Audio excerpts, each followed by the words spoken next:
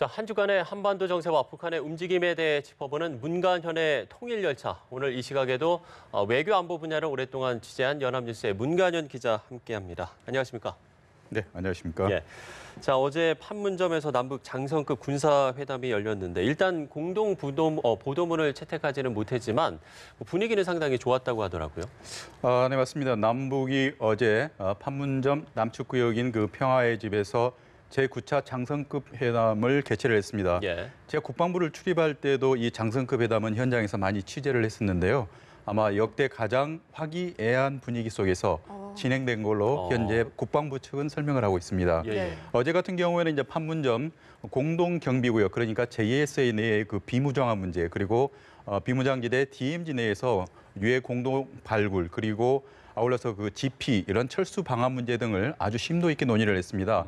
그래서 아주 큰 틀 차원에서는 남북이 공히 이러한 사안에 대해서는 의견 접근이 이루어졌습니다. 그리고 앞으로 구체적인 그런 이행 시기나 이 방법 등에 대해서는 전통문이나 아니면은 좀 그 실무급 차원에서 계속 접촉을 통해서 이 부분에 대해서 논의를 해가자 이렇게 합의를 했습니다.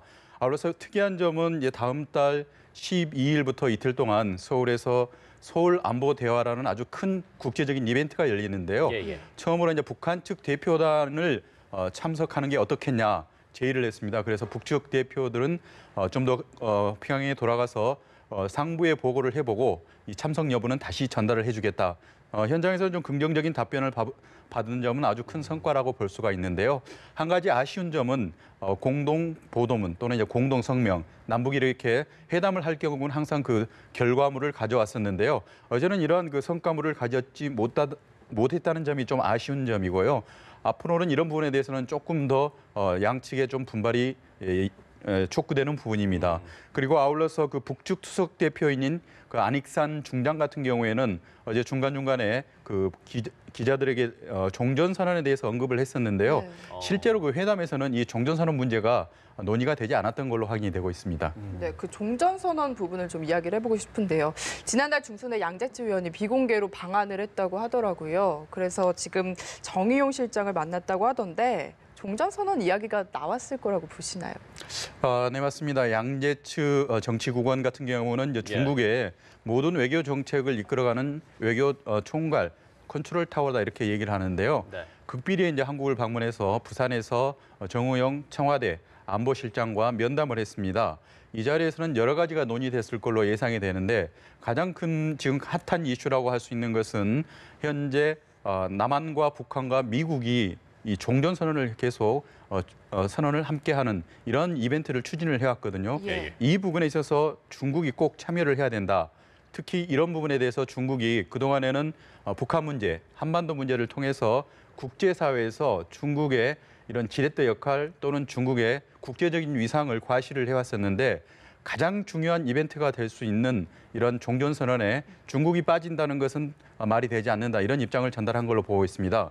특히 중국 같은 경우는 이제 1953년도에 정전협정을 서명을 했던 이제 당사자 중에 한 부분이기 때문에 자신들이 이러한 그 결자 해지 차원에서 이 정전협정을 이제 종전선언으로 바꾸는 과정에서는 반드시 참여하고 아울러서 궁극적으로는 한반도의 항구적인 평화 정착을 보장하는 이런 평화 체제를 평화 선언을 할 때는 반드시 또 중국이 참여를 해야 한다는 이런 입장을 견지를 하고 있습니다. 그렇기 때문에 이 중국이 종전선언에 참여하는 문제를 놓고 그동안에는 여러 차례 남북과 그리고 한미 간에도 이런 부분에서 심도 깊은 논의가 이루어졌었는데요. 중국 같은 경우에는 계속 한반도 비핵화 문제와 그리고 이러한 평화협상 문제, 이런 문제는 같이 가야 한다는 그 쌍계 병행 이런 입장을 유지를 해왔었기 때문에 이러한 양재츠 국원의 이런 방문 그리고 이러한 그 정의용 실장과의 이런 회담 내용은 전혀 새로운 것은 아닙니다. 청와대에서도 이런 그 보도가 다 나간 이후에 양재츠 정치국원이 다녀간 것은 사실이라는 점도 확인을 해줬고요. 하지만 이런 자리에서는 특별히 어떤 합의를 위해서 만난 자리가 아니었다. 그렇기 때문에 이번에는 어떤 결과물이 나오지 않았다. 이렇게 또 설명을 하고 있습니다. 그렇지만 이 정의용 실장의 어떤 행보를 보면 이게 양재츠 위원을 만난 후에 이제 미국을 방문하지 않았습니까? 이게 좀 시기가 상당히 좀 묘하다라는 이런 분석들도 좀 있지 않습니까? 이 부분은 어떻게 그럼 해석을 해야 될까요? 네, 맞습니다. 그 양재츠 정치국원이 지난달 11일 이제 비밀리에 방문한 걸로 예상이 되고 있고요. 예. 아울러서 그 이후에 정의용 청와대 안보실장이 미국을 방문해서 존 볼턴 국가안보보좌관을 직접 만났습니다.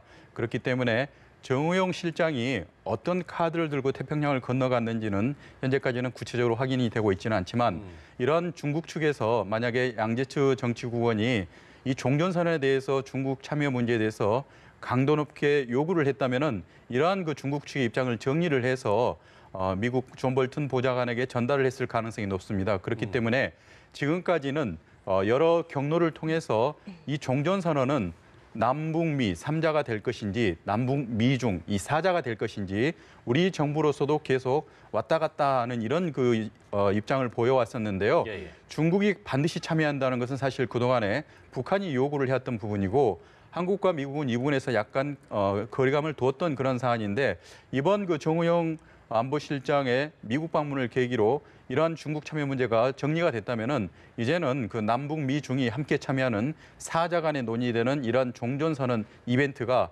현재 매우 속도감 있게 진행되고 있다 이렇게 보고 있습니다. 네, 이런 상황에서 아세안 지역 안보 포럼이 개막을 했는데 남북, 미 중의 외교 수장들이 다 모였거든요. 역시 좀 만남이 있지 않을까 예상이 되는데요. 네, 맞습니다. 어제 이제 강경화 외교부 장관이 아세안 지역안보 포럼 행사가 열리는 싱가포르 현지에 도착을 했고요. 예.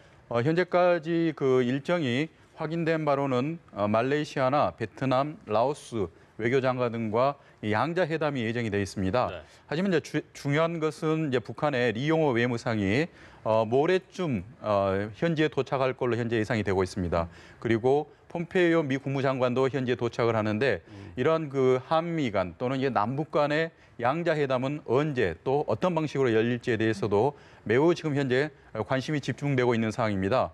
또 필요에 따라서 가능하다면은 남북미가 또 함께 모여서 현재 진행이 되고 있는 그 한반도 비핵화 문제에 대해서 현안이 그동안에 매우 많이 심도 있게 진행이 된 부분에 대해서 예. 이번 외교장관 이런 사령탑들이 모여가지고 여러 가지 해법을 또 논의하는 것도 의미가 있다 이렇게 볼 수가 있기 때문에 이번 그 지역안보 포럼 행사 과정을 통해서 중간중간에 시간을 내서 또는 이 남북 미가 또 시간을 내서 구체적으로 여러 가지 심도 있는 논의를 진행할 걸로 예상이 되고 있기 때문에 현재 모든 세계 외교가의 관심은 현재 싱가포르로 몰려 있는 집중된 현상입니다. 예. 그런가 하면 북한의 노동신문이 이 개성공단 재가동과 또 금강산 관광을 재개한다 이렇게 지금 촉구하고 나섰잖아요. 근데 이 부분에 대해서 우리 정부 같은 경우에는 좀 고민이 좀 있을 것 같거든요. 네, 맞습니다. 지금 그 어제 노동신문이 왜 지금 현재 문재인 정부 들어서 개성공단을 재가동을 하지 않고 그리고 금강산 관광을 재개하지 않느냐 이런 문제점을 제기를 했었습니다. 예. 노동신문의 요지는 이명박 정부에서 당시에 그 천안함 사태에 대한 문제를 들어서 오이사 조치가 내려졌었고요. 이로 인해서 이제 금강산 관광이 중단이 됐었습니다. 아울러서 박근혜 정부에서 당시에 개성공단이 박근혜 정부의 북한식 표현으로 하자면은 단독적인 결정으로 인해서 개성공단이 폐쇄가 이루어졌기 때문에 지금 북한식 표현으로 하자면은 이제 청와대 주인이 바뀌었다 이렇게 자꾸 표현을 하는데요. 이 문재인 정부 들어서 과거 정부가 했던 이러한 남북 관계의 여러 가지 교류 협력을 막는 이러한 조치들을 풀어내지 못한다는 것은 북한 측으로서는 이해할 수가 없다. 이렇게 표현을 하고 있습니다. 예. 대북 제재 족쇄에다가 두 손과 두 발을 모두 들이밀고 그리고 남북 관계에 얽매여 있다. 이렇게 표현을 했는데요. 북한 측으로서는 그동안에 매우 여러 경로를 통해서 개성공단 재가동 문제와 금강산 관광 재개 문제를 요구를 해왔습니다. 특히 남북 이산가족 상복 행사가 이제까지 전부 다 금강산에서 이루어지지 않았습니까? 예. 특히 이번 달 같은 경우는 20일부터 금강산에서 다시 문재인 정부 들어서 처음으로 이산가족 상복 행사가 열리는데 이런 상황에서도 금강산 관광 문제를 정부에서 매듭을 풀지 못한다는 것은 이해할 수 없다. 그렇기 때문에 우리 정부를 매우 압박하는 차원에서 이런 신문 사설이 나온 걸로 현재 볼 수가 있겠습니다. 그리고 개성공단 기업인들이 또 최근에 개성공단 현지를 좀 방문하겠다고 했을 때 현 정부가 또 그 방문을 불허를 했거든요. 예. 하지만 이 개성공단을 건설하는 과정에서 가장 공을 세웠다고 한 사람을 우리가 손꼽을 수 있다면은 정몽원 전 현대그룹 회장을 들 수가 있는데요. 내일 모레 이제 금강산에서 이 정몽원 회장 추모식이 열리는데요. 현정은 회장이 금강산을 방문하기 위한 신청서를 냈는데 정부가 이 승인을 내줬거든요. 예. 이러한 여러 가지 객관적인 상황과 맞물려서 현재 금강산 관광과 개성공단에 대해서는 우리 정부가 아주 과감한 결단을 내려야 된다는 것이 노동신문의 요지라 이렇게 볼 수 있겠습니다. 예. 네, 다음 이슈도 짚어보겠습니다. 지금 미군 유해 송환식이 오산기지에서 열리고 있는 것으로 전해지고 있는데요. 이제 5시 정도면 출발을 하게 되는 건가요? 네, 맞습니다. 지금 북한에서 그동안에 미군들이 유해 발굴을 했었는데 예. 2005년도 이후에 그동안의 유해 발굴은 이루어지지가 않았습니다. 하지만 북미 정상회담 이후의 합의 사항에 따라서 장진호 지구 일대에서 발굴이 됐던 유해 55구가 현재 원산을 통해서 오산 미 공군기지에 도착을 해서 현재 대기 상태인데요. 예. 현재 진행 중인 이 송환식을 마치면은 하와이로 옮길 예정입니다. 송영무 국방부 장관과 해리스 주한미국 대사 그리고 빈센트 브룩스 주한미군 사령관 등이 참석한 가운데 현재 행사가 이루어지고 있는데 오늘 그 55구는 바로 하와이에 있는 히캄 공군기지에 가서 실종자들 한 명 한 명에 대해서 유해에 대해서 신원 작업이 이루어지면은 가족들 폼으로 돌아갈 예정입니다. 예. 이번 이 유해 송환에 이제 떠도는 설이 이 유해 송환을 대가로 북한이 어떤 금전적인 금전적인 보상을 요구했다 이런 이야기들이 나오고 있거든요. 물론 미국 국무부에서는 그게 아니다라고 이야기를 했지만 이 부분은 그러면 어떤 내용인 건가요? 네, 과거에 이제 1996년도부터 북한과 미국 간에는 태국에서 만나서 매년 공동 유해 발굴에 대해서 합의를 하고 네. 한 구당 약 우리 돈으로 5천만 원 상당에 해당하는 그런 금품을 북한 측에 지원을 했었습니다. 네. 이런 식으로 이루어졌던 유해 발굴이 과거의 이제 관행이라고 볼 수 있는데 이번 같은 경우에는 트럼프 대통령이 갑자기 자신의 트위터를 통해서 유해 209를 송환했다. 그것도 완료형으로 이렇게 얘기를 해가지고 굉장히 많은 사람들의 관심이 쏠렸었는데요.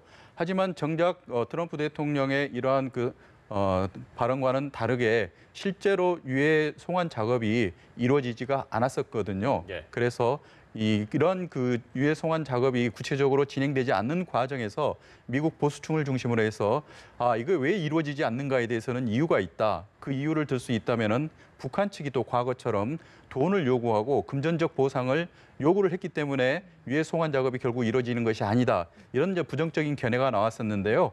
이러한 견해를 모두 다 불식시키고 7월 27일 정전협정 65주년을 맞이해서 55구가 원산에서 오산으로 돌아왔다. 이렇게 또 우리가 볼 수가 있겠습니다.